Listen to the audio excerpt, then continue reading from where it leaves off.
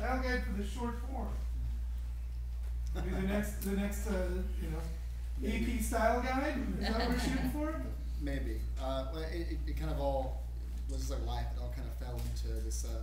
This book kind of fell together accidentally. So I was on Twitter for a year and a half, and I just reached 30,000 tweets, and I was very like prolific. 30,000 in how long? A year and a half.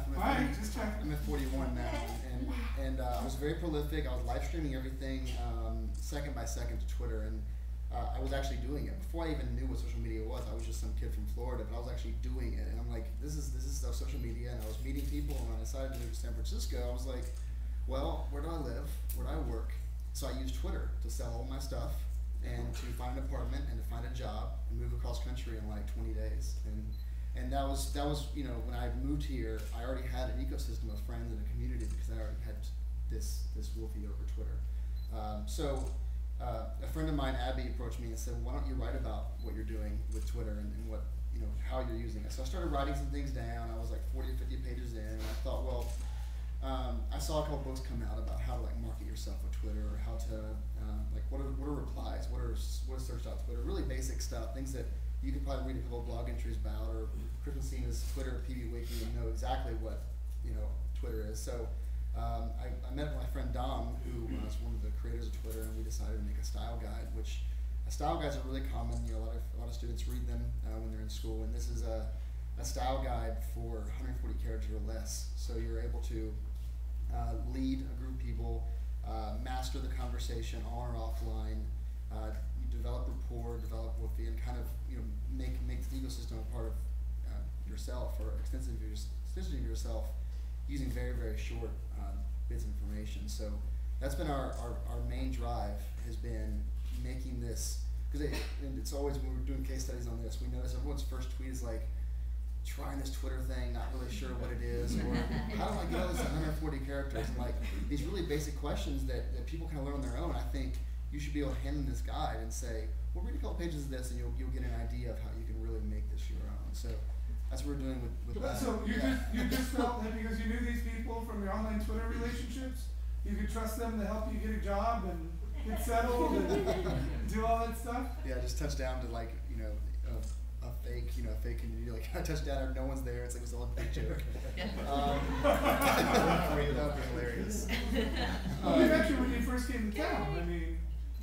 Yeah, I mean the first night I got here, Scott Beal invited me to a Laughing Squid party, and I was like, this is, me and my girlfriend just got here an hour later on a party, and people were like, oh, you're the Adam on Twitter, it's nice to meet you. And that was when it was part of a welcome home thing, but it was also I began to strive to perpetuate that feeling globally. So someone shouldn't have to live in the Bay Area in order to have that kind of community on the web.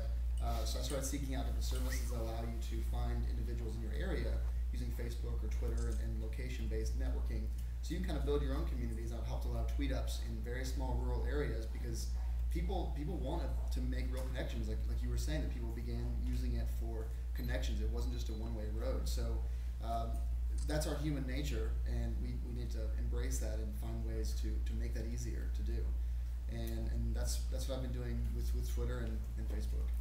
Yeah, so bridging the gap, I want to come back to the attention element here, John, for a second, because it seems to me that the real power of social networks is when everyone's paying attention to the people they trust.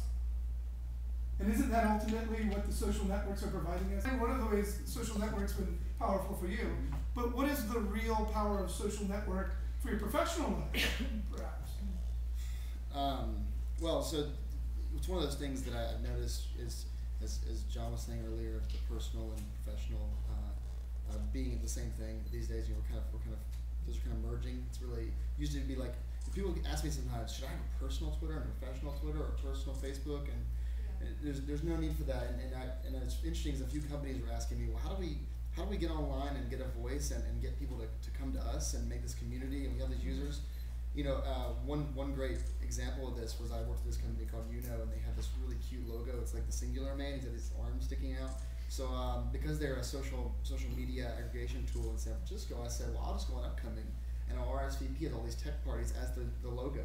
And so Uno is going to every single tech party. People on Upcoming or Facebook see this little guy, and like I started the logo, it was on Twitter, and it was all over the place. So people actually started saying to me, "Oh, you're with Yeah, I saw you RSVP to this party," and they were using it. Like, so I kind of gave the little guy a personality.